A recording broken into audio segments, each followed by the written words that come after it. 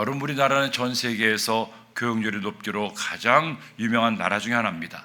해마다 11월 되면 온 나라가 한 차례 홍역을 치르죠. 바로 대학 수학 능력 시험 때문입니다. 그런데 지금은 그 열기가 옛날에 비해서는 많이 약화됐습니다. 예전에 제가 고등학생을 담당했을만 해도 참 대단했죠.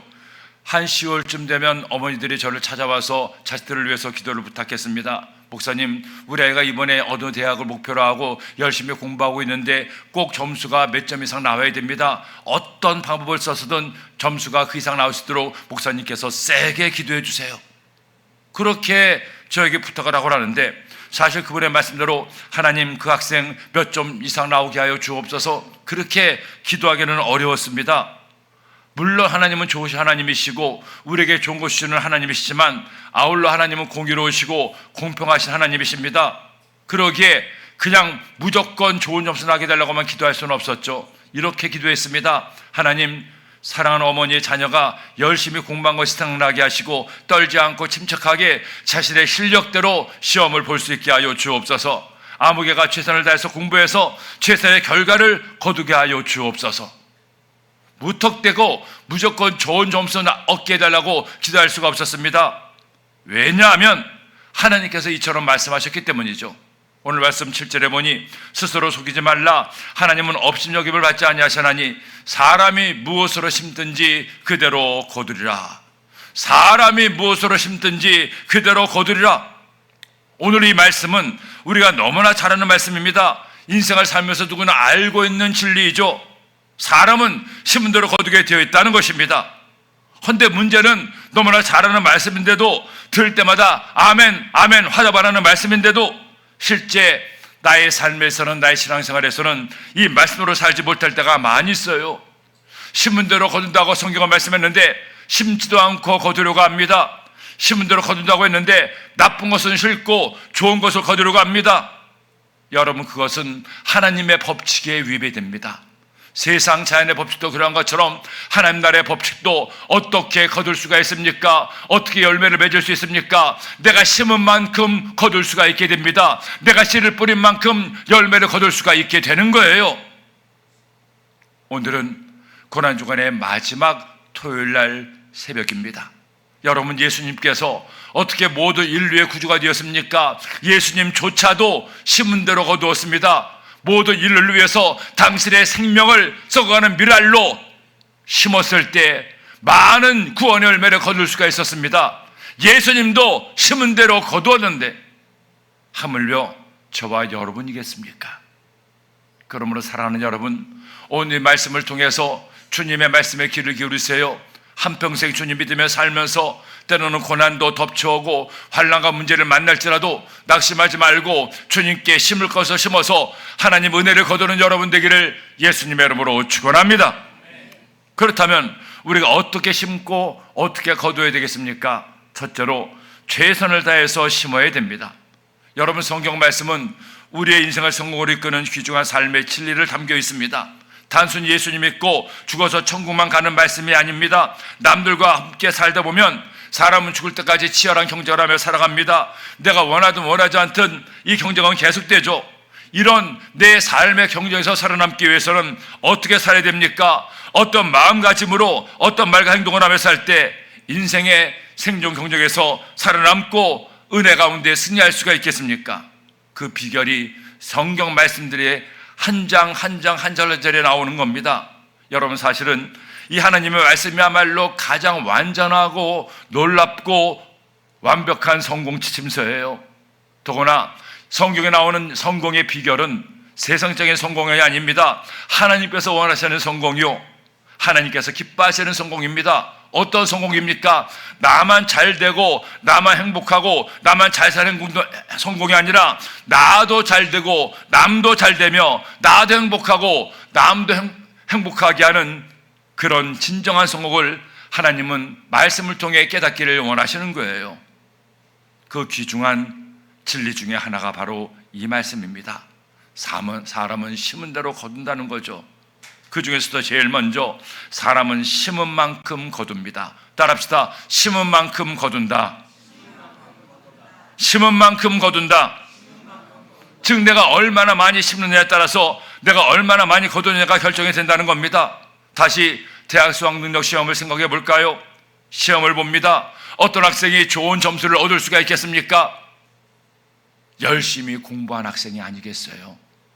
똑같이 열심히 공부를 했는데 한 사람은 10시간 공부하고 한 사람은 1시간 공부했는데 10시간 공부한 학생이나 1시간 공부한 학생이나 똑같은 점수가 나오겠습니까? 하나님은 그런 하나님이 아니에요. 심은 만큼 거두게 되어 있다는 겁니다. 오늘날 많은 그리스도인들이 이 간단한 진리를 무시하고 예수님을 믿습니다. 자신은 심지도 않고 거두게 달라고 기도하죠. 심기는 심는데 아주 조금만 심고 항상 애용하는 말씀이 있죠. 하나님 30배, 60배, 100배, 만배로 채워 주시옵소서. 물론 우리가 최선을 다해서 하나님께 나의 최선을 심으면 하나님은 놀랍게도 은혜 베푸셔서 30배, 60배, 100배로 채워 주십니다. 하지만 여러분, 내가 하나를 심었더라도 그 하나가 나의 최선이 되어야 돼요. 나의 전부가 되어야 됩니다. 하나님께서 보시는 것은 내가 드린 그 심음의 양이 아니라 내가 드린 심음의 질이기 때문이에요. 얼마나 내가 할 수 있는 것을 최선을 다했느냐, 남에 비해서 더 많이 했느냐가 아니라 내가 할 바 나의 최선을 다했느냐. 하나님께서 나의 최선을 다한 우리의 믿음을 보시고 30배, 60배, 100배, 만배로 채워주십니다. 하지만 내가 100을 가지고 있어도 하나님께 심는 게 아까워서, 사람에게 심는 게 아까워서, 귀찮아서 하나만 심었다면, 최선을 다하지 못했다면 그는 30배, 60배, 100배로 거둘 수 없습니다. 한 배밖에 거둘 수가 없는 거예요. 그러므로 여러분, 우리가 하나님의 은혜를 얻기 원합니까? 하나님의 복을 받기 원합니까? 인생을 승리로 이끌기를 원합니까? 제일 먼저 할 일이 있습니다. 최선을 다해서 심으세요. 나의 최선을 다해서 애쓰고 수고하여 노력하여 주의 은혜를 얻게 되기를 예수님의 이름으로 축원합니다. 제가 독일에 서약을 할 때 나혜성이라는 학생이 있었습니다. 그 자매는 연대 성악과를 졸업하고 계속 공부하기 위해서 독일에 왔던 것이었죠. 처음에 왔을 때는 와서 주일날 예배만 드리고 조용히 있다가 가곤 했습니다. 그런데 한 몇 달 지나서 그 자매가 저를 찾아왔습니다. 저에게 하는 말이, 목사님, 말씀을 제가 안 들었는데 사실 저는 성악을 전공한 학생이고 계속해서 공부하기 위해서 이곳에 왔습니다. 제가 한국에서 공부하고 신앙생활 할 때는 주께서 주신 은혜가 감사해서 교회에서 열심히 성가대에서 봉사하고 찬양으로 충성했는데, 그러다 보니까 제가 하는 공부에 좀 지장이 있어서 독일에 와서 유학할 때는 나는 그냥 교회 와서 예배만 드리고 그리고 공부하기로 마음을 먹었습니다. 근데 목사님, 몇 달이 지고 나니 하나님께서 이 영말을 향해서 공부하는 저에게 은혜 주셔서 위로해 주시고 힘을 주시고 또 원하는 학교에도 들어가게 하시니 얼마나 감사한지요. 이번에 학교 들어가고 보니 아무래도 안 되겠다 싶습니다. 하나님이 나에게 이처럼 은혜 주셨는데 나도 주님을 위해서 충성하겠다는 마음을 가져서, 목사님, 제가 앞으로 성가대에서 봉사하고 싶은데 봉사해도 되겠습니까? 제가 뭐라고 하겠습니까? 할렐루야! 두 손 들고 환영했습니다. 잘 됐다고. 그래서 그때부터 성가대에서 찬양을 하는데 실력이 장난이 아니에요. 키는 작은데도 얼마나 목청이 크고 목소리가 아름답고 좋은지 성가대가 그 자매 한 명을 통해서 더 빛이 나는 것 같았습니다. 그렇게 몇 개월을 성가대에서 봉사하던 그 자매가 어느 날 또 저를 찾아왔습니다. 목사님, 제가 그동안 성가대에서 열심히 봉사했는데 하나님께서 그렇게 열심히 봉사하니 또 이런저런 은혜를 주셔서 얼마나 감사한지 모릅니다. 그러면서 또 하는 말이, 목사님, 그런데 예배 때 찬양팀 찬양하는 걸 보니까 아무래도 자매들이 좀 약한 것 같습니다. 형제들은 잘하는데 자매가 약한 것 같으니 제가 성가대도 하지만 찬양팀도 해도 좋겠습니까? 제가 뭐라고 하겠습니까? 너무 좋다고. 그때부터 그 자매가 찬양팀을 하는데 음대를 다니면서 열심히 성악 공부를 하면서도 또 금요일이면 주일이면 모든 예배 받지 않고 나와서 성가대에서 찬양팀으로 봉사하는데 그 자매가 찬양팀에 들어가니 또 자매들의 목소리가 더욱더 풍성해져서 하나님의 은혜가 예배 가운데 충만하게 임했습니다. 그렇게 한참을 한 몇 년을 찬양을 하다가 어느 날 그 자매가 저에게 또 한 번 찾아왔어요. 그리고 하는 말이, 목사님, 제가 그동안 성가대에서 찬양팀에서 봉사했는데 아무래도 찬양팀을 이끄는 리더가 이번에 그만두게 되는데 제가 해야 될 것 같습니다. 제가 해도 되겠습니까? 제가 뭐라고 하겠습니까? 하라고. 사실 나중에 얘기를 듣고 보니 그녀가 다니는 학교에서 교수님은 학교에서만 성악 공부하고 다른 데 가서는 목을 함부로 쓰지 말라고, 교회 가서 성가대 같은 거 하지 말라고 했다는 겁니다.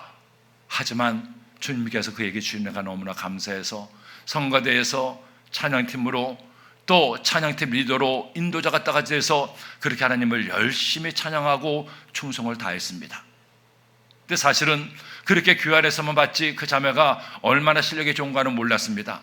그런데 그 자매가 마침내 박사과정까지 다 졸업하는 졸업 연주회가 있었습니다.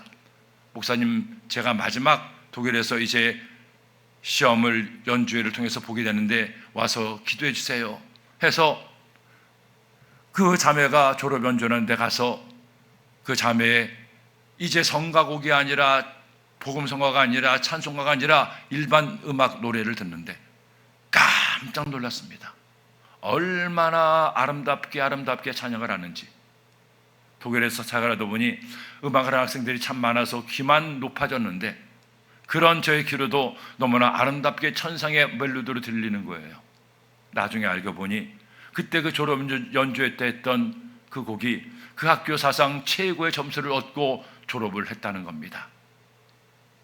하나님께서 그렇게 최선을 다해 심었던 그 자매를 귀하게 여기셔서 그 자매가 그 다음 졸업하고 이제 취업을 해야 되는데, 사실 유럽에서 오페라 무대에 취업하는 것이 결코 쉬운 일이 아니었습니다. 다른 유럽의 외국인들에 비해서 훨씬 몸도 작고 성량도 그렇게 더 뛰어난 것도 아니고 해서 또 동양에 대한 사람 때문에 그 인종 때문에 쉽게 그렇게 들어갈 수가 없었습니다. 왜냐하면 모든 오페라의 주역들이 다 서양인이기 때문입니다. 나비 부인을 제외하고는. 근데 하나님께서 그 자매를 그 최선을 다한 심음을 기쁘게 여기시고 비자가 만료되기 바로 전날 한 오페라단에 솔리스트로 취업하게 하시고 그를 통해서 그녀의 문을 활짝 열어주셨습니다. 지금도 기억이 납니다. 짐 다 싸고 이제 한국으로 가야 된다고 안타까워하던 그 자매가 제가 식사를 사주고 그날 밤이 지나면 다음날 비행기를 타야 되는데 표까지 다 예약했는데 그날 밤에 전화가 왔습니다. 목사님 모 오페라단에서 연락이 왔습니다. 저를 스카우트한다고 합니다. 하나님께서 기도를 들어주셨습니다. 얘기하는데 얼마나 감사한지요. 야, 심은 대로 거두게 되어 있구나. 그렇게 열심으로 심었더니 하나님께서 저렇게 거두게 하시는.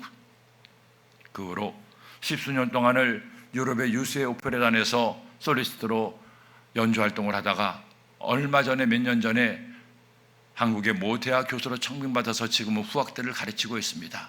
얼마나 감사한지요. 시편 126편 1절은 말씀합니다. 야훼께서 시온의 포로를 돌려보내실 때 우리는 꿈꾸는 것 같았도다. 그때 우리 입에는 웃음이 가득하고 우리 혀에는 찬양이 찼었도다. 그때 문나라 가운데에서 말하기를 야훼께서 그들을 위하여 큰 일을 행하셨다 하였도다. 5절은 말씀하죠. 눈물을 흘리며 씨를 뿌리는 자는 기쁨으로 거두리로다. 울며 씨를 뿌리러 나가는 자는 반드시 기쁨으로 그 단을 가지고 돌아오리로다. 눈물을 흘리며 씨를 뿌리는 자는 반드시 기쁨의 단을 거두게 됩니다. 이런 은혜가 여러분의 믿음 생활 가운데 있게 되기를 예수님의 이름으로 축원합니다. 둘째로 우리는 좋은 것을 심어야 됩니다. 또 하나 심고 거두는 법칙에 중요한 것이 있습니다. 최선을 다해 심을 뿐 아니라 좋은 것을 심어야 됩니다. 좋은 씨를 심어야 좋은 열매를 거둘 수가 있다는 거죠. 우리나라 속담에 유명한 속담이 있지 않습니까? 콩 심은 데 콩 나고 팥 심은 데 팥 납니다. 이것이 자연의 법칙이요 하나님의 법칙입니다. 사과 열매를 얻기 위해서는 사과나무를 심어야 됩니다.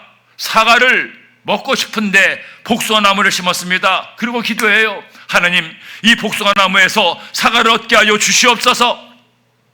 사과나무에서 복숭아 열매를 얻기 위해서 21일간 단일 기도를 합니다. 40일 금식 기도합니다. 1년 360일 철하면서 하나님께 기도합니다.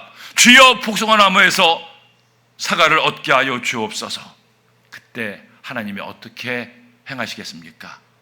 이렇게 말씀하지 않겠어요? 얘야, 사과를 먹고 싶으면 사과나무를 심어라. 하나님은 전지전능하신 하나님이십니다. 모든 것을 할 수 있는 분입니다. 하지만 우리가 할 일은 또 우리가 해야 돼요. 우리가 못할 때, 내므로 감당할 수 없을 때 하나님이 일하시기 때문입니다. 더구나 좋은 열매를 맺으려면 좋은 것을 심어야 됩니다. 나쁜 것을 심고 좋은 열매를 거두려고 하면 안 돼요. 착하게 살고 선하게 일해야 됩니다. 하나님의 자녀가 더 많이 거두겠다고 남을 해치고 악을 행한다면 하나님은 결코 그에게 좋은 것을 거두게 하지 않습니다. 오늘 말씀 8절을 보세요. 자기의 육체를 위하여 심는 자는 육체로부터 썩어질 것을 거두고 성령을 위하여 심는 자는 성령으로부터 영생을 거두리라.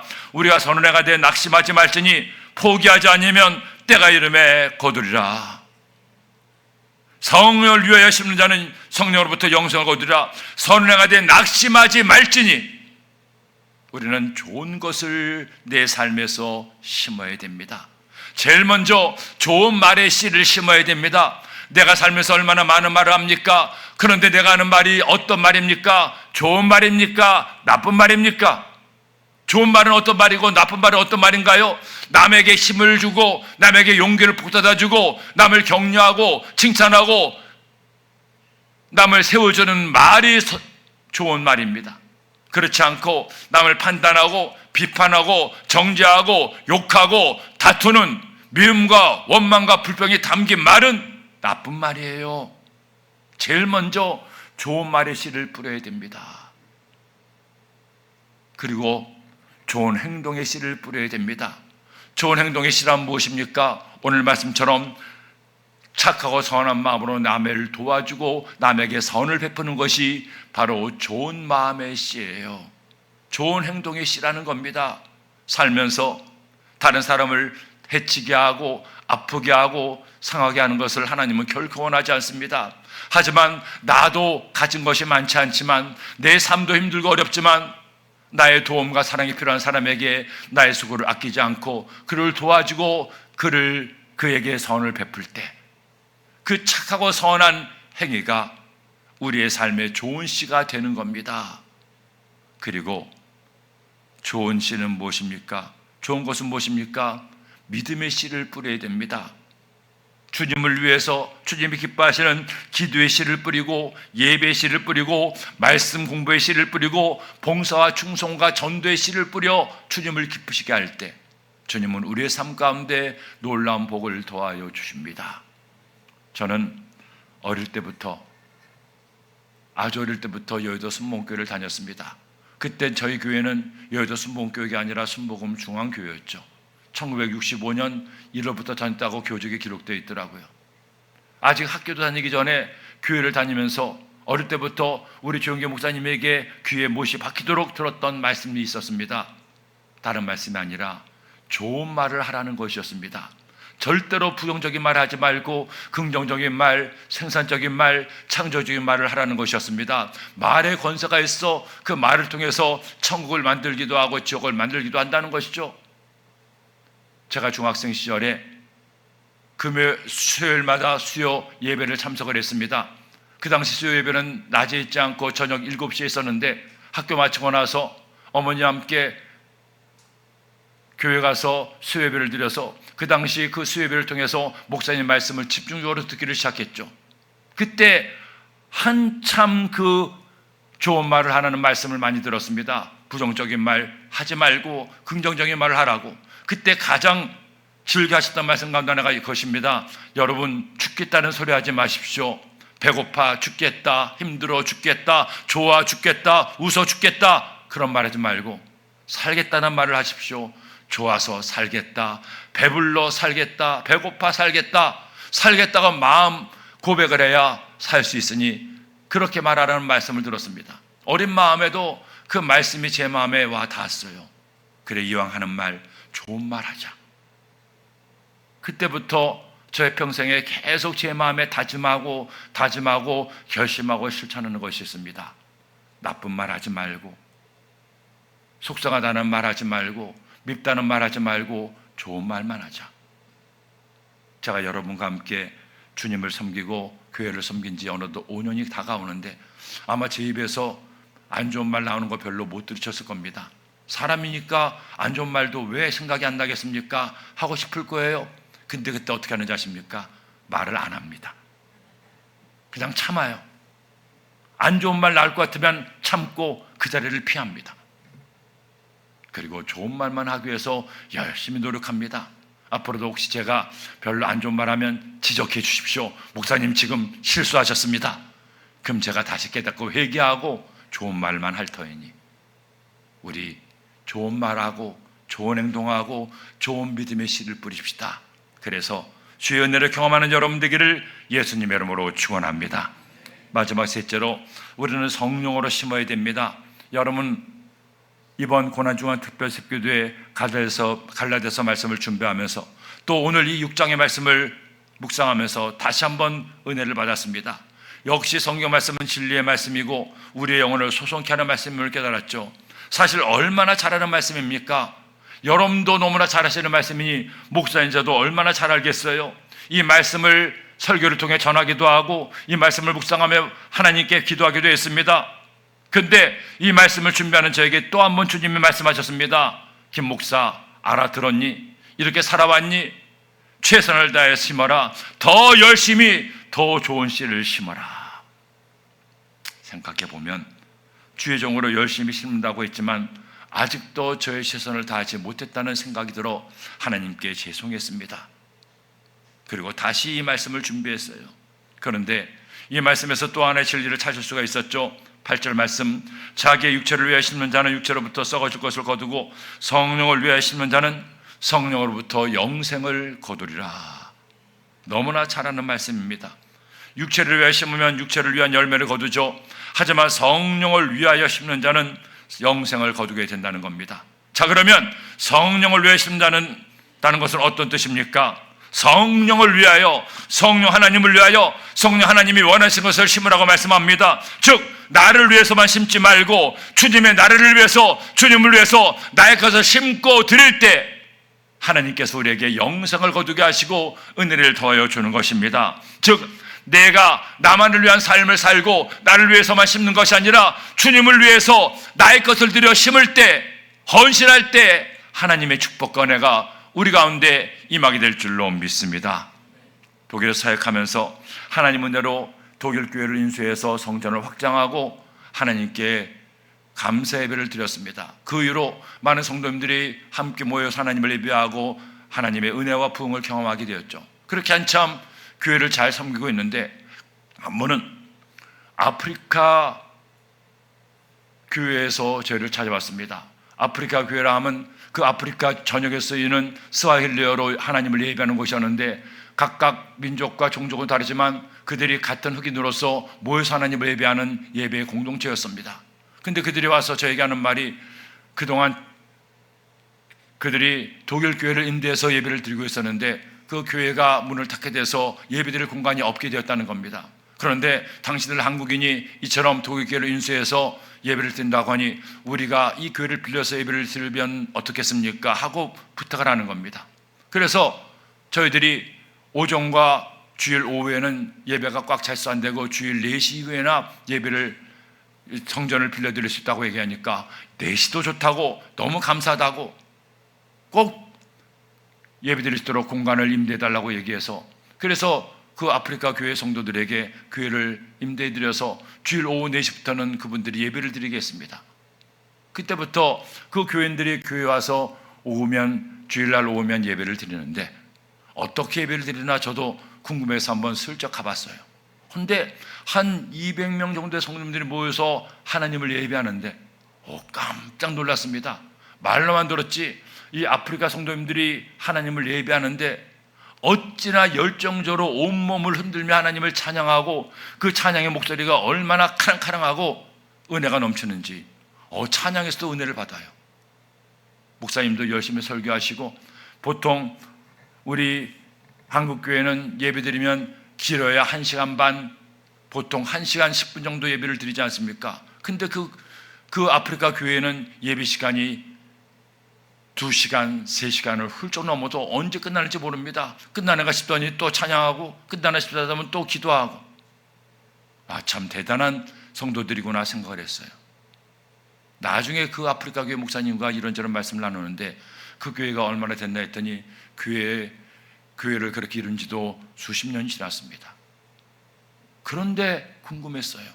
성도가 적은 것도 아니고 그 정도 성도가 있는데 왜 지금도 저렇게 자신의 교회를 섬기지 못하고 교회를 임대해서 예배를 드릴까? 제가 보니 한국 교회 성도와 다른 나라의 성도들과 좀 다른 점이 하나가 있었습니다.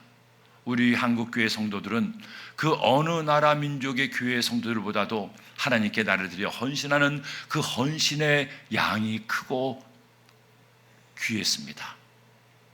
하나님께 나와서 하나님 나라를 위해서 자신들의 최선을 다해서 심고 거두시 하는 그 축복이 있었습니다. 그런 걸 보면서 제가 깨달았죠. 하나님께서 세상 많은 교회들 가운데 한국 교회를 들어 쓰신 이유는 한국 교회와 성도들에게 이것이 있었구나. 계산하지 않는 헌신. 주님의 나라를 위해서 드렸던 그 헌신이 오늘 한국 교회를 이처럼 부흥시키고 한국 교회 성도들에게 하나님의 큰 복을 허락해 주오게 했던 겁니다. 여러분, 하나님은 사랑의 하나님이시지만 하나님은 공의 하나님이십니다. 하나님은 예수님 믿으면서 내가 이렇게 하면 하나님께서 이렇게 하시겠지 계산하는 사람을 기뻐하지 않습니다. 그저 하나님께서 내게 주는 은혜가 너무나 감사해서 내가 지금 가진 이 모든 것도 다 주님의 선물이니 주님 나의 전부를 드리겠습니다 헌신할 때, 주님의 은혜에 감사해서 나의 최선을 다해 하나님께 나를 드려 헌신할 때 하나님은 우리의 그 헌신을 보시고 우리의 삶에 놀라운 축복과 은혜를 더하여 주는 것입니다. 베드로전서 4장 9절은 말씀하죠. 서로 대접하기를 원망 없이 하고 각각 은사를 받은 대로 선한 하나님의 여러 가지 은혜를 맡은 선한 청지기 같이 서로 봉사하라. 오늘은 2020년 고난주간 특별기도의 마지막 날입니다. 주님께서 우리 위해서 고난당하신 것을 기뻐하고 그 고난에 동참하여 부활의 기쁨에 참여하자 우리가 매일 새벽마다 나와 주님을 예배했습니다. 이 마지막 날 우리 주님을 기억합시다. 주님의 말로 심은 대로 거둠의 원조가 아니십니까? 주님이 어떻게 심었습니까? 자신의 목숨마저 다 바치며 최선을 다해서 심었습니다. 우리 주님은 좋은 것을 심었습니다. 가장 좋은 당신의 생명으로 심었고 자신의 목숨마저 헌신함으로 모든 인류의 구주가 되었습니다. 주님도 심은 대로 거두었으니 우리도 심은 대로 거둡시다. 평생 주님 믿으며 살면서 심은 대로 거두어 하나님 은혜를 누리며 감사함으로 사는 우리 모두가 되기를 예수님의 이름으로 축원합니다.